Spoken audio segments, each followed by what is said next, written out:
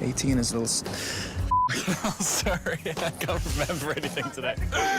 The Twilight saga was a worldwide phenomenon, and without its very first film, the franchise wouldn't have reached the success it did. So, what exactly made the first movie so special? Today, we're giving you a behind-the-scenes look at some of the most surprising and adorable moments that happened on set. Even the most hardcore Twihards will be questioning everything they know about the film. Glad you're here. We need an umpire. She thinks we cheat. Well, I know you cheat. It's time to talk about how they brought this thunderous baseball scene to life. Putting together a vampire baseball scene wasn't easy for anyone. The visual effects team had to map out the entire scene digitally so that they'd be able to add any extra footage they needed. Catherine Hardwicke said they originally wanted a little bit of sunshine, but soon realized that would mean making the Cullen clan sparkle, an effect that would cost them big bucks. That was as far as the digital effects went. This Twilight film was on a budget, which meant using as many practical effects as possible. The most impressive part of the scene is how they got the vampires moving. For the Cullens, they were attached to ropes and harnesses while running to help them achieve a smoother glide. But for villains James, Laurent, and Victoria, their actors walked through the field on a magical green carpet to make it seem as if they were floating. You better hold on tight, spider monkey. Bella and Edward's infamous treetop scene took quite a few different shots. With plenty of rope, stunt doubles, and a helicopter to get this shot, it was made possible. But there was still some tweaking that needed to be done, like moving trees and adding in cardboard ones to make the forest look a little more full. However, the best part of the behind the scenes may just be how adorable Rob and Kristen were with one another. Do you trust me? In theory. The CGI and visual effects in Twilight were very minimal, but there was no way to have our Pats attack a deer like Edward without the help of some movie magic. This opening scene was completely digital. From the forest, deer running, and Edward snatching it up mid-jump, it was all done with computers. Check out the breakdown of this scene. Across the frame to tackle the deer, and of course we couldn't do that for real, so we did that in visual effects. Talk about a jigsaw puzzle. The car accident scene in the parking lot of Forks High was filmed in multiple parts. This was to make sure they kept the cast and crew as safe as possible. Rob and Kristen filmed their parts without the car even being there. The actual accident was filmed without any actors nearby. As for Edward's superhuman strength, the car door was made out of a soft metal panel with plasticine backings that was easy to mold.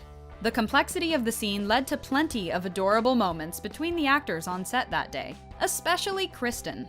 This adorable behind-the-scenes moment shows off that props, even large ones, don't always function properly. Kristen couldn't get the door open to the truck and ruined the entire take. On one hand, the mishap allowed her to show off her goofy side to us. Hi, I'm Robert. And I'm Kristen. Rob and Kristen didn't spend all their time on set. Sometimes they would get called in for behind-the-scenes interviews where things got hilarious. For actors, these two really couldn't seem to remember the lines for the interview. Why do I keep thinking that is part of the thing?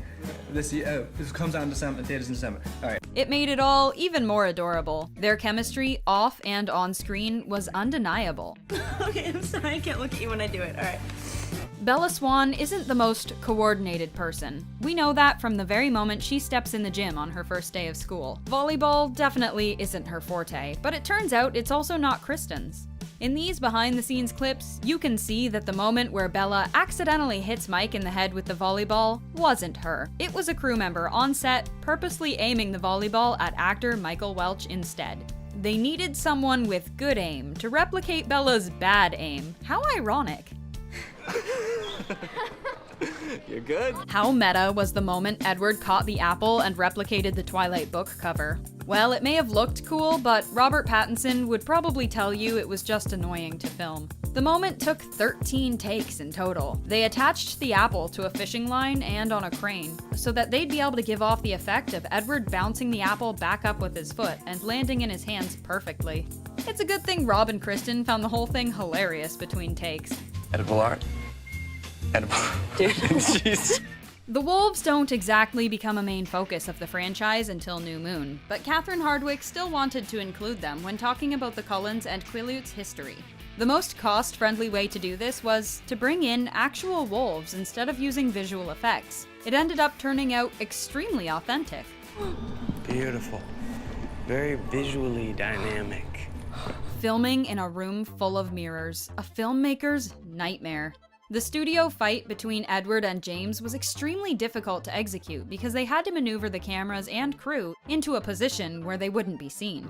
It was the first scene of the entire film to be shot, but that didn't stop the actors from bonding. While the fight was coordinated, part of what you see in the film was actually Rob and Cam Gigonde improvising.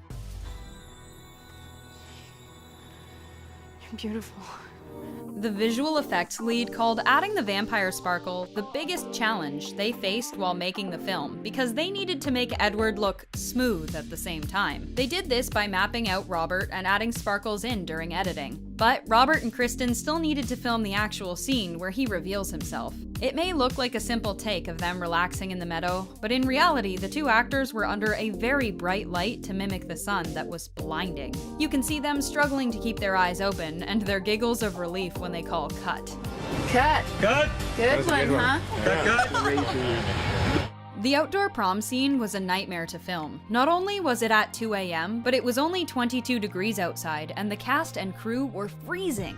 Especially Kristen, who had to get through the take in nothing but a little sweater. The temperature also caused slippery conditions, and a wipeout from Rob that Kristen still regrets not being there to witness. Rob fell?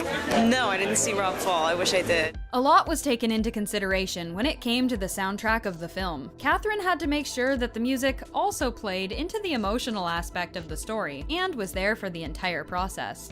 Rob even has 2 original songs that made it onto the soundtrack of the first film. The songs were titled Never Think and Let Me Sign, and the song Edward walks into the cafeteria to was sung by his sister.